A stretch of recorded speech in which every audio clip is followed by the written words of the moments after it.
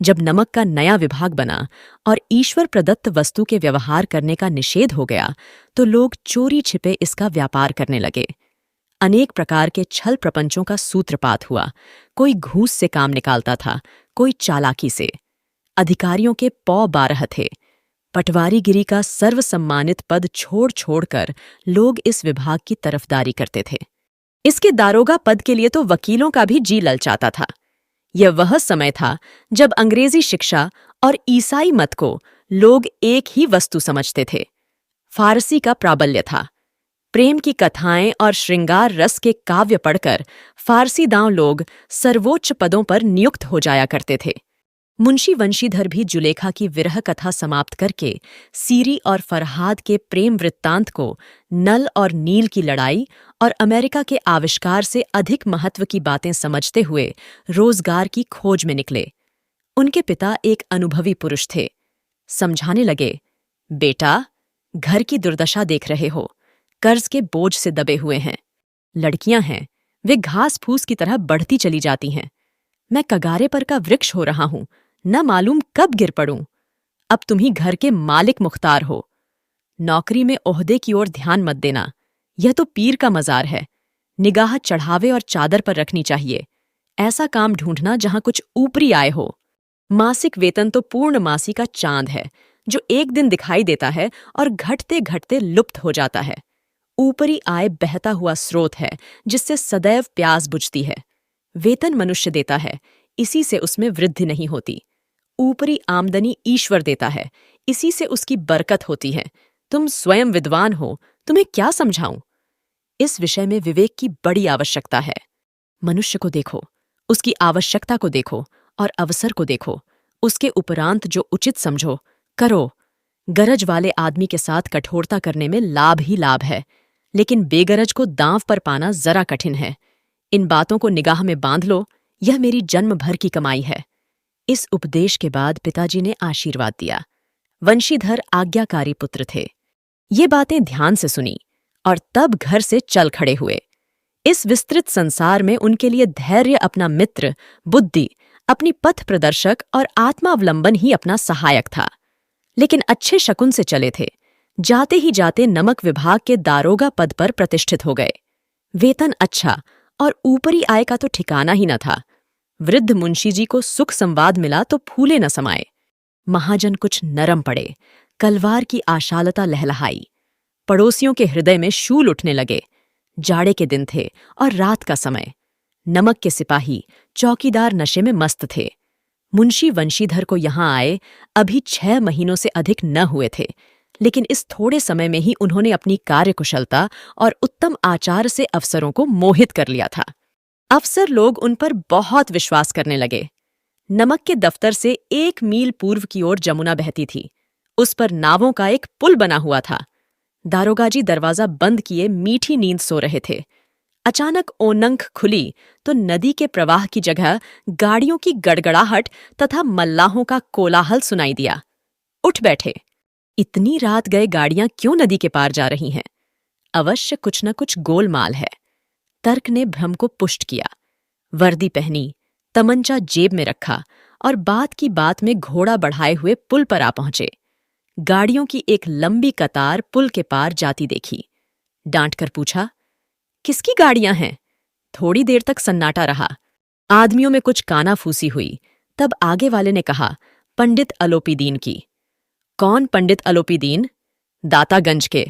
मुंशी वंशीधर चौंके। पंडित अलोपीदीन इस इलाके के सबसे प्रतिष्ठित जमींदार थे। लाखों रुपए का लेन देन करते थे। इधर छोटे से बड़े तक कौन ऐसे थे जो उनके कर्जदार न हों? व्यापार भी बड़ा लंबा चौड़ा था। बड़े चलते पुर्जे आदमी थे। अंग्रेज अफसर उनके इलाके में शिकार खेलने आते और उनके मेहमान होते। 12 मास सदाव्रत चलता था। मुंशी ने पूछा, गाड़ियां कहाँ जाएंगी? उत्तर मिला, कानपुर। लेकिन इस प्रश्न पर कि इनमें क्या है, सन्नाटा छा गया। दारोगा साहब का संदेह और भी बढ़ा। कुछ देर तक उत्तर की बाट देखकर वह जोर से बोले, क्या तुम सब गूंगे हो गए हो? हम पूछते हैं इनमें क्या लदा है? जब इस बार भी कोई उत्तर न मिला तो उन्होंने घोड़े को एक गाड़ी से मिलाकर बोरे को टटोला। भ्रम दूर हो गया। यह नमक के ढेले थे।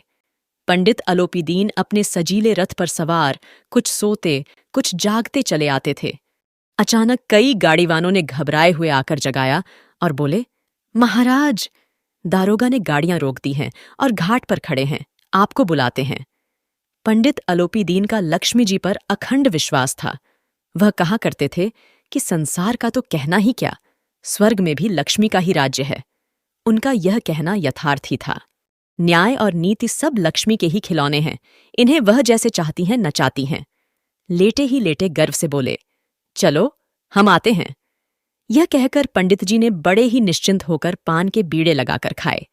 फिर लिहाफ ओढ़े हुए दारोगा के पास आकर बोले, बाबूजी, आशीर्वाद कहिए, हमसे ऐसा कौन सा अपराध हुआ कि गाड़ियां रोक दी गईं? हम ब्राह्मणों पर तो आपकी कृपा दृष्टि रहनी चाहिए। वंशीधर रुखाई से बोले, सरकारी हुक्म। पंडित अलोपीदीन ने हंसकर कहा, हम सरकारी हुक्म को नहीं जानते और न सरकार को। हमारे सरकार तो आप ही हैं। हमारा और आपका तो घर का मामला है, हम कभी आपसे बाहर हो सकते हैं? आपने व्यर्थ का कष्ट उठाया। यह हो नहीं सकता कि इधर से जाएं और इस घाट के देवता को भेंट न चढ़ावें। मैं तो आपकी सेवा में स्वयं ही आ रहा था। वंशीधर पर ऐश्वर्य की मोहिनी वंशी का कुछ प्रभाव न पड़ा। ईमानदारी की नई उमंग थी। कड़क कर बोले, हम उन नमक हरामों में नहीं हैं जो कौड़ियों पर अपना ईमान बेचते फिरते हैं। आप इस समय हिरासत में हैं, आपको कायदे के अनुसार चालान होगा। बस, मुझे अधिक बातों की फुर्सत नहीं है। जमादार बदलू सिंह, तुम इन्हें हिरासत में ले चलो, मैं हुक्म देता हूं। पंडित अलोपीदीन स्तंभित हो गए। गाड़ीवानों में हलचल मच गई। पंडित जी के जीवन में कदाचित यह पहला ही अवसर था कि पंडित जी को ऐसी कठोर बातें सुननी पड़ी। बदलू सिंह आगे बढ़ा, किंतु रोब के मारे यह साहस न हुआ कि उनका हाथ पकड़ सके। पंडित जी ने धर्म को धन का ऐसा निरादर करते कभी न देखा था। विचार किया कि यह अभी उद्दंड लड़का है, माया मोह के जाल में अभी नहीं पड़ा, अलहड़ है, झिझकता है। बहुत दीन भाव से बोले, बाबू साहब, ऐसा न कीजिए, हम मिट जाएंगे, इज्जत धूल में मिल जाएगी। हमारा अपमान करने से आपके हाथ क्या आएगा? हम किसी तरह आपसे बाहर थोड़े ही हैं। वंशीधर ने कठोर स्वर में कहा, हम ऐसी बातें नहीं सुनना चाहते। अलोपीदीन ने जिस सहारे को चट्टान समझ रखा था, वह पैरों के नीचे खिसकता हुआ मालूम हुआ। स्वाभिमान और धन ऐश्वर्य पर कड़ी चोट लगी, किंतु अभी तक धन की सांख्यिक शक्ति का पूरा भरोसा था। अपने मुख्तार से बोले, लाला जी, 1000 के नोट बाबू साहब की भेंट करो, आप इस समय भूखे शेर हो रहे हैं। वंशीधर ने गरम होकर कहा, 1000 नहीं, 1,00,000 भी मुझे सच्चे मार्ग से नहीं हटा सकते। धर्म की इस बुद्धिहीन दृढ़ता और देव दुर्लभ त्याग पर मन बहुत झुंझलाया। अब दोनों शक्तियों में संग्राम होने लगा। धन ने उछल उछल कर आक्रमण करने शुरू किए। 1 से 5, 5 से 10, 10 से 15 और 15 से 20,000 तक नौबत पहुंची। किंतु धर्म अलौकिक वीरता के साथ बहुसंख्यक सेना के सम्मुख अकेला पर्वत की भांति अटल अविचलित खड़ा था। अलोपीदीन निराश होकर बोले, अब इससे अधिक मेरा साहस नहीं, आगे आपको अधिकार है। वंशीधर ने अपने जमादार को ललकारा। बदलू सिंह मन में दारोगा जी को गालियां देता हुआ पंडित अलोपीदीन की ओर बढ़ा। पंडित जी घबराकर 2-3 कदम पीछे हट गए। अत्यंत दीनता से बोले, बाबू साहब, ईश्वर के लिए मुझ पर दया कीजिए, मैं 25,000 पर निपटारा करने का तैयार हूं। असंभव बात है। 30,000 पर? किसी तरह भी संभव नहीं। क्या 40,000 पर भी नहीं? 40,000 नहीं, 40,00,000 पर भी असंभव है। बदलू सिंह, इस आदमी को हिरासत में ले लो। अब मैं एक शब्द भी नहीं सुनना चाहता। धर्म ने धन को पैरों तले कुचल डाला। अलोपीदीन ने एक हृष्ट-पुष्ट मनुष्य को हथकड़ियां लिए हुए अपनी तरफ आते देखा। चारों ओर निराश और कातर दृष्टि से देखने लगे। इसके बाद मूर्छित होकर गिर पड़े। दोस्तों, ऐसे और भी इंटरेस्टिंग कहानियों के लिए मेरे चैनल को सब्सक्राइब करना मत भूलिएगा। तो आइए, अब आगे सुनते हैं। दुनिया सोती थी, पर दुनिया की जीभ जागती थी। सवेरे देखिए तो बालक बूढ़े सबके मुंह से यही बात सुनाई देती थी। जिसे देखिए वही पंडित जी के इस व्यवहार पर टीका टिप्पणी कर रहा था। निंदा की बौछारें हो रही थीं, मानो संसार से अब पापी का पाप कट गया। पानी को दूध के नाम से बेचने वाला ग्वाला कल्पित रोज नामचे भरने वाले अधिकारी वर्ग, रेल में बिना टिकट सफर करने वाले बाबू लोग, जाली दस्तावेज बनाने वाले सेठ, यह सब के सब देवताओं की भांति गर्दनें चला रहे थे। जब दूसरे दिन पंडित अलोपीदीन अभियुक्त होकर कांस्टेबलों के साथ, हाथों में हथकड़ियां, हृदय में ग्लानि और क्षोभ भरे, लज्जा से गर्दन झुकाए अदालत की तरफ चले तो सारे शहर में हलचल मच गई। मेलों में कदाचित ओनंखें इतनी व्यग्र न होती होंगी। भीड़ के मारे छत और दीवार में कोई भेद न रहा, किंतु अदालत में पहुंचने की देर थी। पंडित अलोपीदीन इस अगाध वन के सिंह थे। अधिकारी वर्ग उनके भक्त, अमले उनके सेवक, वकील मुख्तार उनके आज्ञापालक और अर्दली, चपरासी तथा चौकीदार तो उनके बिना मोल के गुलाम थे। उन्हें देखते ही लोग चारों तरफ से दौड़े। सभी लोग विस्मित हो रहे थे। इसलिए नहीं कि अलोपीदीन ने यह कर्म किया, बल्कि इसलिए कि वह कानून के पंजे में कैसे आए। ऐसा मनुष्य जिसके पास असाध्य साधन करने वाला धन और अनन्य वाचालता हो, वह क्यों कानून के पंजे में आए? प्रत्येक मनुष्य उनसे सहानुभूति प्रकट करता था। बड़ी तत्परता से इस आक्रमण को रोकने के निमित्त वकीलों की एक सेना तैयार की गई। न्याय के मैदान में धर्म और धन में युद्ध ठन गया। वंशीधर चुपचाप खड़े थे। उनके पास सत्य के सिवा न कोई बल था, न स्पष्ट भाषण के अतिरिक्त कोई शस्त्र। गवाह थे, किंतु लोभ से डांवाडोल। यहां तक कि मुंशीजी को न्याय भी अपनी ओर कुछ खींचा हुआ दीख पड़ता था। वह न्याय का दरबार था, परंतु उसके कर्मचारियों पर पक्षपात का नशा छाया हुआ था। किंतु पक्षपात और न्याय का क्या मेल? जहां पक्षपात हो, वहां न्याय की कल्पना नहीं की जा सकती। मुकदमा शीघ्र ही समाप्त हो गया। डिप्टी मजिस्ट्रेट ने अपनी तजवीज में लिखा, पंडित अलोपीदीन के विरुद्ध दिए गए प्रमाण निर्मूल और भ्रमात्मक हैं। वह एक बड़े भारी आदमी हैं। यह बात कल्पना के बाहर है कि उन्होंने थोड़े लाभ के लिए ऐसा दुस्साहस किया हो। यद्यपि नमक के दरोगा मुंशी वंशीधर का अधिक दोष नहीं है, लेकिन यह बड़े खेद की बात है कि उसकी उद्दंडता और विचारहीनता के कारण एक भले मानुस को कष्ट झेलना पड़ा। हम प्रसन्न हैं कि वह अपने काम में सजग और सचेत रहता है, किंतु नमक के मुकदमे की बढ़ी हुई नमक से हलाली ने उसके विवेक और बुद्धि को भ्रष्ट कर दिया। भविष्य में उसे होशियार रहना चाहिए। वकीलों ने यह फैसला सुना और उछल पड़े। पंडित अलोपीदीन मुस्कुराते हुए बाहर निकले। स्वजन बंधु बधुओं ने रुपए की लूट की। उदारता का सागर उमड़ पड़ा। उसकी लहरों ने अदालत की नींव तक हिला दी। जब वंशीधर बाहर निकले तो चारों ओर उनके ऊपर व्यंग्य बाणों की वर्षा होने लगी। चपरासियों ने झुक झुक कर सलाम किए, किंतु इस समय एक कटु वाक्य, एक एक संकेत उनकी गर्वाग्नि को प्रज्वलित कर रहा था। कदाचित इस मुकदमे में सफल होकर वह इस तरह अकड़ते हुए न चलते। आज उन्हें संसार का एक खेदजनक और विचित्र अनुभव हुआ। न्याय और विद्वत्ता, लंबी चौड़ी उपाधियां, बड़ी बड़ी दाढ़ियां, ढीले चौगे, एक भी सच्चे आदर का पात्र नहीं है। वंशीधर ने धन से बैर मोल ले लिया था। उसका मूल्य चुकाना अनिवार्य था। कठिनता से 1 सप्ताह बीता होगा कि नौकरी से मुअत्तली का परवाना आ पहुंचा। कार्यपरायणता का दंड मिला। बेचारे भग्न हृदय, शोक और खेद से व्यथित घर को चले। बूढ़े मुंशीजी तो पहले ही से गुस्सा रहे थे कि चलते चलते इस लड़के को समझाया था, लेकिन इसने एक न सुनी। सब मनमानी करता है। हम तो कलवार और कसाई के तगादे सहें, बुढ़ापे में भगत बनकर बैठें और वहां बस वही सूखी तनख्वाह। हमने भी तो नौकरी की है और कोई ओहदेदार नहीं थे, लेकिन काम किया, दिल खोलकर किया और ये ईमानदार बनने चले हैं। घर में चाहे अंधेरा हो, मस्जिद में अवश्य दिया जलाएंगे। दुख है ऐसी समझ पर। पढ़ना लिखना सब अकारत गया। इसके थोड़े ही दिनों बाद जब मुंशी वंशीधर इस दुरावस्था में घर पहुंचे और बूढ़े पिताजी ने समाचार सुना तो सिर पीट लिया। बोले, जी चाहता है कि तुम्हारा और अपना सिर फोड़ लूं। बहुत देर तक पछता पछता कर हाथ मलते रहे।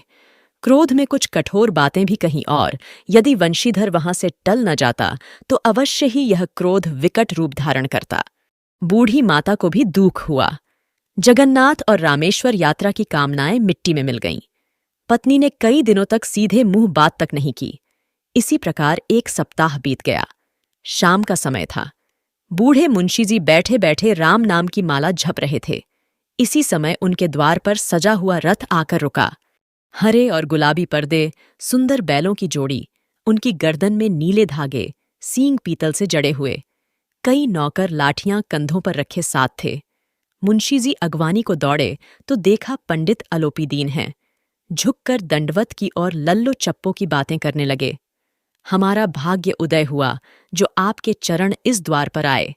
आप हमारे पूज्य देवता हैं। आपको कौन सा मुंह दिखावें? मुंह में तो कालिख लगी हुई है।